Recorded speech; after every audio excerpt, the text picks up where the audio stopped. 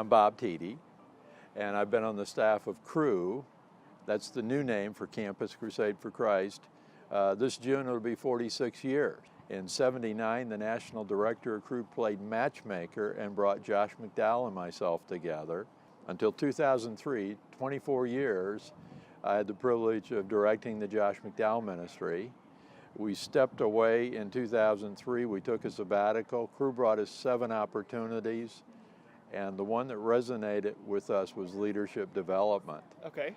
And so for the last 13, 14 years now, I've been on the global and U.S. leadership development teams for CRU. Well, why don't you tell us a little more, for those who aren't familiar with CRU, what all is the ministry involved with?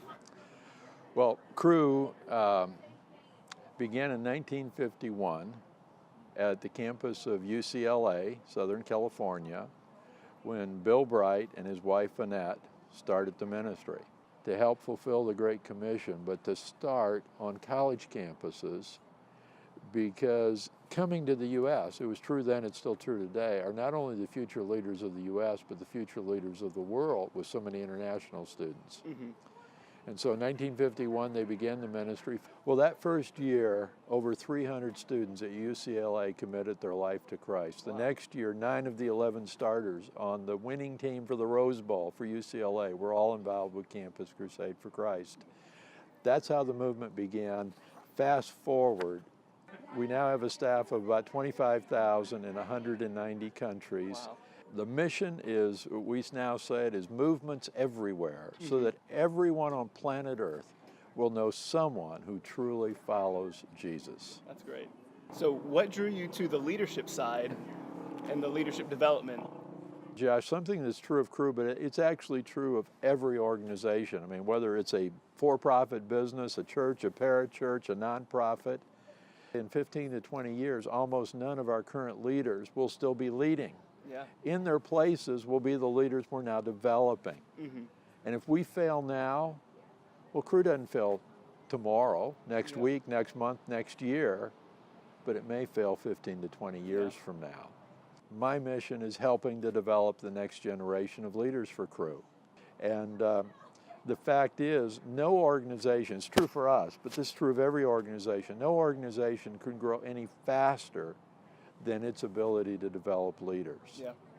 And so if we're serious about movements everywhere, so everyone will know someone who truly follows Jesus, a step before that is developing leaders, so there can be leaders everywhere developing movements. Mm-hmm.